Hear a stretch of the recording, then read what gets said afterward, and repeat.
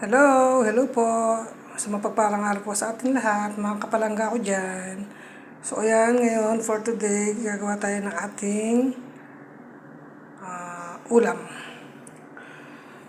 Tokwa na may kangkong. So kangkong, sahog, tokwa.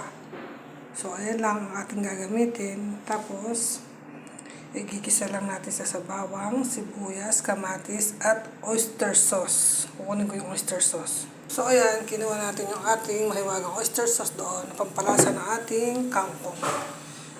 Tapos, asin, paminta. So ito, gagawin ko siyang cubes by cubes. Tapos, lalagyan ko siya ng konting cornstarch at akin nang ipiprito doon sa mantika aking ininit na. So ayan, wait lang tayo. So, ayan po, nagayat ko na siya. Lalagyan ko na siya ng asin at paminta. Tapos, konting cornstarch. So, ayan na po.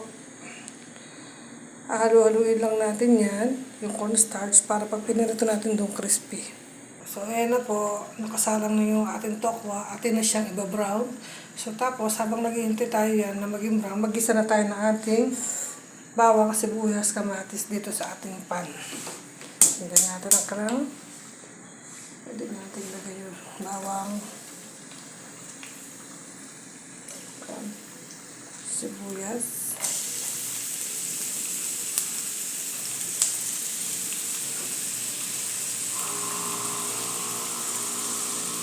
at ating kamatis.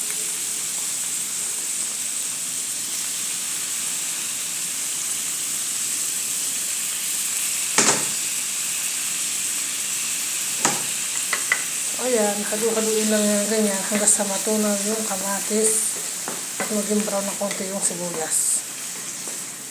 Ayan, medyo na lulusaw-lusaw na yung ating kamatis. Tapos lalagyan ko siya ng dry shrimp na maliliit. Ayan, ito lang. Oops, tama na. Ayan, ganyan. Tapos lalagyan ko na yung kangkong. Tapos yung tokwa niya, maming brown na yan. Huli ko na yan isasahog pag luto na yan.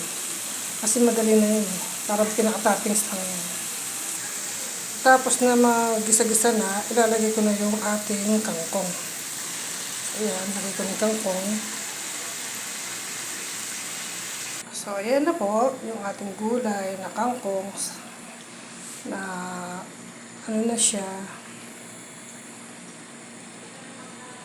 na-dry na siya ng konti. So, lalagyan ko na siya ng ating mamasitas. Ayan.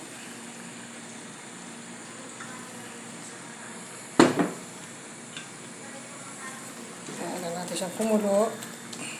Tapos, tatakpan natin. Ayan. Tapos, pagluto na yung aking tokwa na yun, lalagay ko na dito. So, wait lang. Ayan na po yung tokwa natin. Malapit na siya mag-brown. Pag okay na yan, lalagay ko na siya dito sa ating kangkong.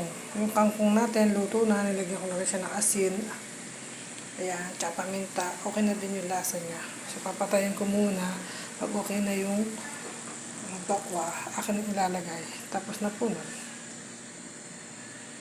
Meron tayong masarap na ulam. Kangkong with tokwa.